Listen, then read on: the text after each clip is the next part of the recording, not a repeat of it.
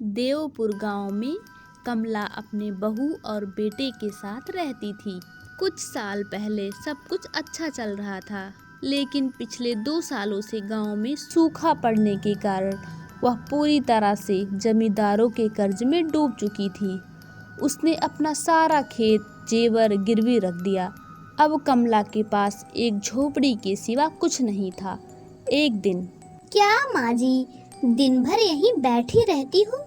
गांव में जाकर कुछ काम धंधा देखो, हो सकता है कुछ मिल ही जाए, 2-4 पैसे ही आ जाएंगे।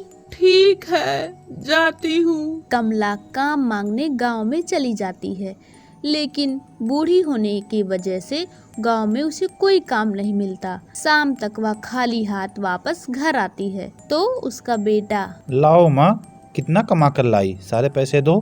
बेटा, कोई काम ही नहीं मिला, कहाँ से पैसे लाऊं? कहाँ से पैसे लाऊं? जब काम करने का मन होगा तब पैसे मिलेंगे ना। कहीं जाकर बैठी रही होंगी तो पैसे कहाँ से मिलेंगे? कमला को अपने बहू और बेटे के इस व्यवहार से बहुत दुख होता है। उस रात कमला सो नहीं पाती, बस यही सोचती रहती है, पैसे किस तरह कमा के लाऊं?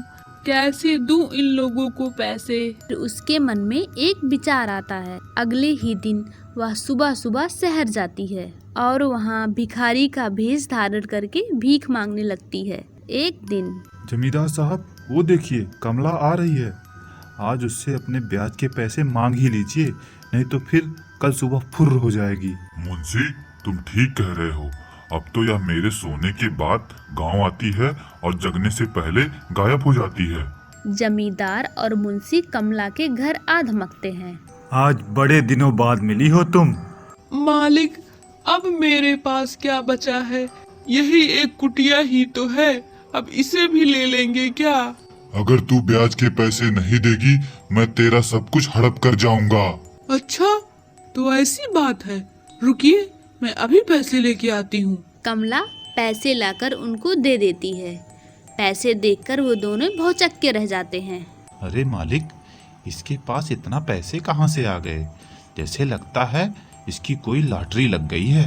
हाँ, देखो तो मुंशी, किस तरह बात कर रही है अकड़ कर ये। और ऐसे ही सिलसिला चलता रहा। कमला रोज सुबह गांव से निकल जाती और शहर जाकर भिखारी का भेष धारण कर भीख मांगती। एक दिन मुंशी किसी काम से शहर जाता है और उसे अचानक कमला भीख मांगती हुई दिखाई देती है। बेटा, कुछ पैसे दे दे, भगवान तेरा भला करेगा। अरे कमला, तुम? अच्छा, तो इस तरह पैसे कमाने का नया धंधा अपनाया है तुमने? मुंशी बाबू, माफ कर दो मुझे। आप यह बात राज ही रखना। यह सब मैं अपना घर चलाने के लिए करती हूँ। कृपा करके गांव में यह बात किसी को मत बताना। क्यों ना बताऊं? तुम एक बार गांव तो चलो, देखो मैं तुम्हारा क्या हाल करवाता हूँ। गांव आकर मुंशी सभी को यह बात बता देता है। अब कमला जहाँ भी जाती सब उसे भिखारन भिखारन कहकर चिढ़ाते।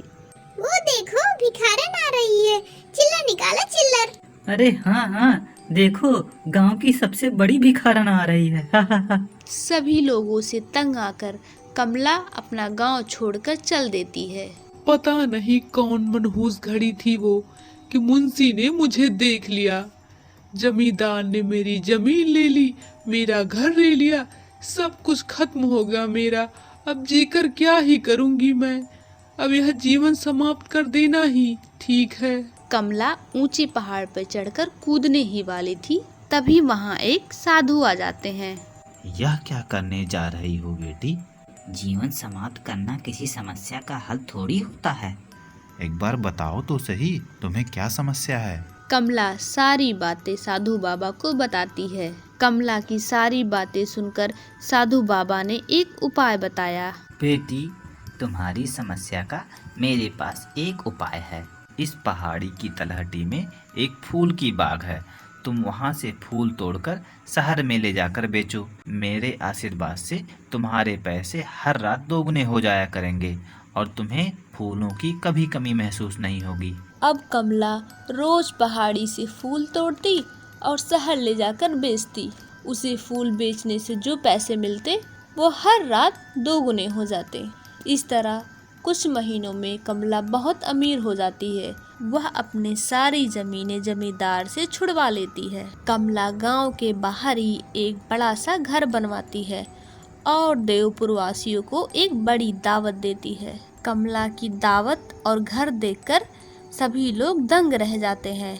यह दावत वाकई एक राजशाही दावत थी। साधु बाबा के आशीर्वाद से कमला अब एक नेक दिल महिला बन चुकी थी। अब वह हर गरीब की मदद करती और किसी की भी जमीन को गिरवी नहीं होने देती।